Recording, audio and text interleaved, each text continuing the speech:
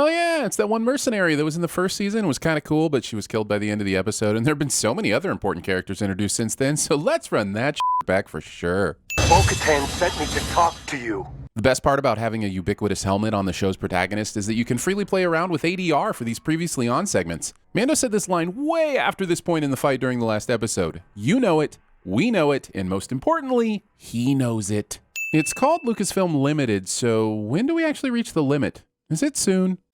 Grogu.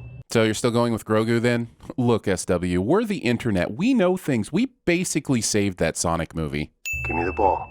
This is admittedly an adorable scene, but why is he starting this just now, when they're about to land on Tython? It had to be at least a moderately long trip from Corvus, right? Wouldn't Mando start trying this playtime along the way? You can have it, just like before. I'm sure it will be completely fine rehashing the name response ball training parts of the last episode for the first 4 minutes of this episode, since, there's gotta be at least an hour of good episode left, right? When the nice lady said you had training, The nice lady. We're gonna find that place you belong, and they're gonna take real good care of you. It really bugs me how much Mando takes characters at their word. Ahsoka didn't really do to help him last episode, except for letting him take the pointy Beskar thingy. She could have told him to go anywhere in the galaxy, and his trusting ass would have hopped on his ship and been on his way, despite this being his only source of information. I always thought bounty hunters would be a lot savvier. This is Tython. What? Since when has Mando gone directly from one place to another without a detour/side quest distracting him? He didn't get a distress call from Han and Chewie while they were capturing a Rathtar or something along the way? Understand? He does not. Wait, is this what they renamed The Rise of Skywalker while I wasn't paying attention? Looks like that's the magic rock I'm supposed to take you to down there. And I found it within seconds of entering the planet's atmosphere. Lucky me. Ahsoka didn't give me coordinates, landmarks, or even general directions as to which hemisphere this is on, but my trusty old digital battleship computer gave me the exact location for some reason. Also, sure, it could be the right one, but if this is a Jedi-centric planet, there could be a bunch more of these things, right? It's like approaching Earth, seeing an Applebee's and saying, well, that's definitely the correct Applebee's. I know I'm channeling Auntie Edna here, but how does the jetpack not set Mando's cape on fire? If you had a jetpack, wouldn't you say, f the cape, probably too dangerous? I guess this is it. I'll just walk you across the areola here and set you on the nipple, and we'll do our best to figure out how any of this works. Does this look Jedi to you? That's racist. Maybe there's some kind of control or something. Yes, nothing funnier than the old guy tries to find the on button for a rock routine. I'll assume Boba Fett picked up the location tracker signal that Gideon's minions put on the Razor Crest a few episodes ago, but how the did he get here so much faster than the Imperial goons? They're all traveling in hyperdrive, right? I'll see if I can buy you some time. Against the one person you saw exit the ship? Wouldn't it be smarter to just stick here and defend the rock while the kid's in sight? Seriously, why would he even briefly abandon his sole mission that he's had for nearly the entire series and is presumably near the end of? If you want my armor, you'll have to peel it off my dead body. If you want my such and such, you'll have to take it from my dead such and such cliche. I'm a simple man making his way through the galaxy, like my father before me. Callbacks. The Beskar belongs to the Mandalorians. It was looted from us during the Purge. Well, considering all laws are suspended during that time, I think your case is pretty weak. Just be glad you weren't murdered while out trying to shoplift a candy bar. Point that gun away from the kid, or I'll drop you both where you stand. You can maybe drop him where he stands, but she's technically already on the ground, so really the best you can do is slump her where she lays. Tell her to drop the gun. After you put down the jetpack. Same time. Stand down. And she does, well before he even moves to take off the jetpack. Show doesn't know how to same time correctly.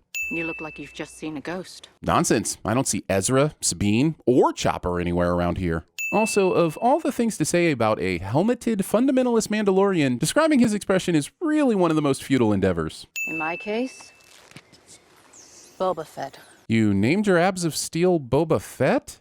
And I am now in his service. Shouldn't you say you're in his Boba debt? Or are you like his Boba Pet? Does he take you to the Boba Vet? When he plays his guitar for you, does he use all the Boba Frets? Say we're offering a fair deal under the circumstances. This deal is a trade-off of Boba's armor for their help in protecting Grogu. And it is a pretty good deal, but it was never agreed to by Mando. So why did Boba and Fennec decide to help him after the events of the episode? Boba just takes that later on despite no acknowledgement that Mando was cool with it. The fact that Mando turns and runs instead of grabbing his jetpack that's right at his feet is dumb on so many levels I'm exhausted even thinking about it. This is apparently the only parking lot on this entire planet. I guess they don't charge for the first hour or something. Apparently, when you need Mando taken out of the battle for a bit, you can just have him make a third attempt at something that he's already failed at. But this time it knocks him out for a bit, for reasons. Seriously, this is pretty much the rest of the episode. Pew, pew, pew, pew, pew. Boba hits someone. Mando tries to break into the force beam. Pew, pew, pew, pew, pew. Gideon smirks. Pew, pew, pew. Adorable child gets cuffed. What I'm trying to say about this tiny battle is Imperial skip. Despite having a clear view of the field, Agent May takes out individual troopers instead of the ones setting up the heavy artillery. We get it. Stormtroopers suck at aiming even when they have high-caliber automatic weaponry. They are 100% the Keystone Cops of the Star Wars universe.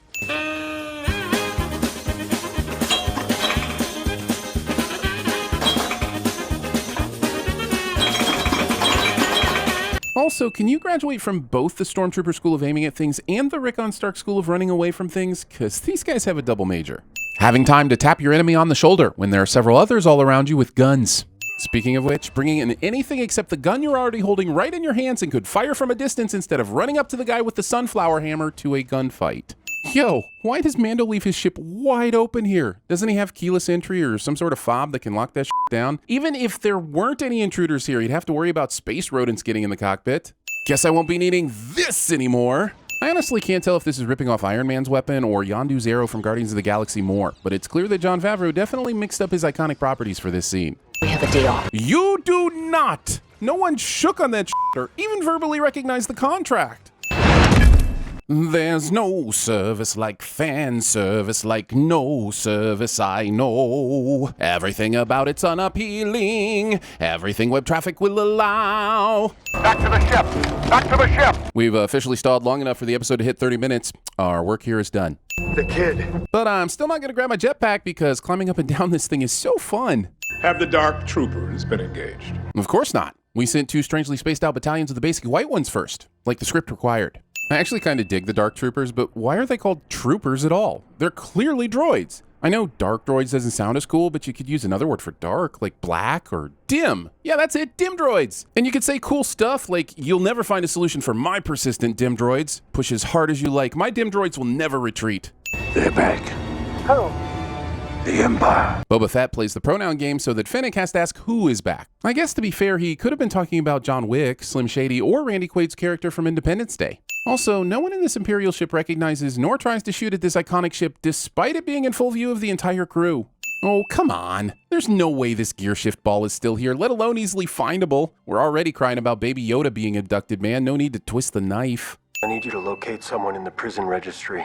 Wait, is this everyone in the prison registry, especially in the entire galaxy? She's really gonna scroll through all these scruffy-looking nerf herders before she gets the info to narrow it down? Migs Mayfeld. I know this all happened a long time ago and everything, but why does everyone in this universe speak fluent conversational English, but the text is in Arobesh? But these stripes, I mean, there are rules I need to follow. They have the kid. Situational ethics. Little known fact, both of these stormtroopers were actually played by Daniel Craig. Have you ever seen one of these? Exposing your darksaber without explicit consent.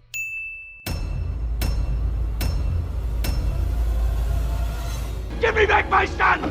For some reason, you all want to wear the CinemaSins Pitchfork M on your body. So we slapped that f***er on some new merch and threw it in the store. Posters, hoodies. Click on the merch below the YouTube player or click the store link at cinemasins.com. Dink Ferrick. Language. I'll see if I can buy you some time. Can you please hurry up? I'm trying to use the phone! You were dead. Your friend here is only mostly dead. There's a big difference between mostly dead and all dead. You couldn't handle my midriff.